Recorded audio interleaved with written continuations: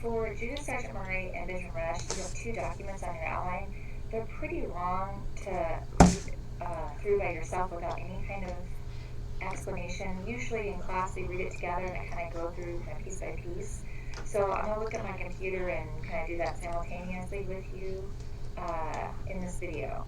So the Murray document on the equality of the sexes, she's arguing here that women should have access to education. And in the first few lines here, it begins, are we deficient in reason?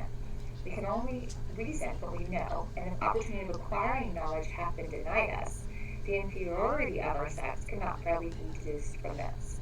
Now, we don't talk like that anymore. What she's saying is, we can only reason from what we know, and if we haven't been given the education, how could we know any more than what we know? She then continues in the next few lines and says, if you look at a male child who's 2 and you compare him to a female child, they're the same. She says, but from what period of partiality? How is the one exalted and the other depressed? By contrary modes of education. So see, she says it's the education that makes them different. And then she says, as they go on, right, the sister must be wholly domesticated, while the brother is led through all the flowery paths of science. Grant that their minds are by nature equal, right? They're the same, their minds are the same, but at length, when she's arrived at womanhood, she hasn't gotten all the education that her brother got. So, what can she do? Meantime, she herself is most unhappy. She feels the want of a cultivated mind. If she's united to a person whose soul nature made equal to her own, education has set him so far above her in those entertainments, which are productive of such rational felicity, she is not qualified to accompany him.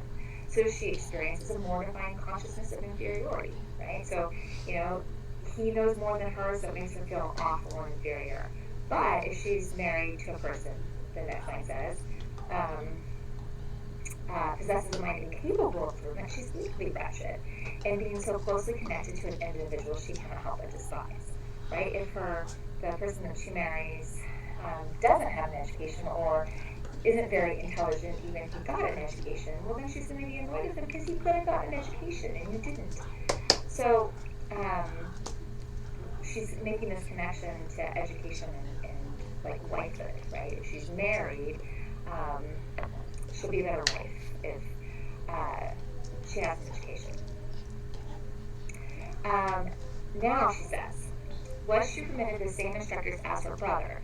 But here's an important line. She says, with an eye, however, to their particular departments. So what she's saying there is, we want to give her instructors, but we want to make sure what kind of education she has. It's not going to be the same education as her brother. It says with an eye, however, to their particular departments. She says, well, if she could get astronomy, and if she has astronomy, she'll see the greatness of God. If she gets geography, she'll also admire God. Natural philosophy, also, again, God.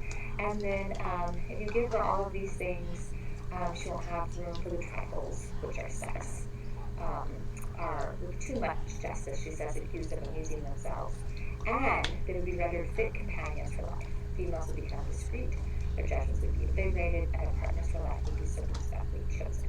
So ultimately, this above all would make women good wives. This is why you should do that. Now, Rush's document says a lot of the same things, but Rush seems to also argue that you should give women an education because it might just also be helpful for them.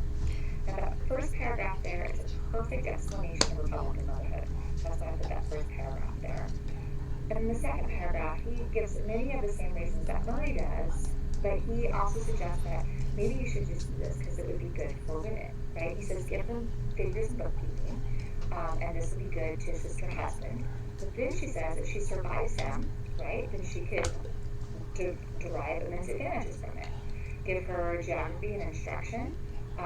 It will qualify her not only for intercourse with the world, but also make her an agreeable companion. So make her a good wife, but also lets her know what's going on in the world. Don't neglect local music. It will help her vex with the vexations of her husband, with the noise of the nursery, but it will also help her. And then he concludes there, right, that children would discover the marks of maternal prudence, wisdom in every stage of life, For it has been remarked that there have been very few great or good men who have not been blessed with a wife of prudent mothers.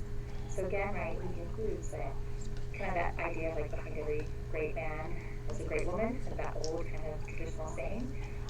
That's what he's saying, that good men have good mothers and good wives. So again, probably not, it's not the vote, it's not ownership of property, but Republican motherhood does give women some real advantages in terms of coming to those votes so they can get an education.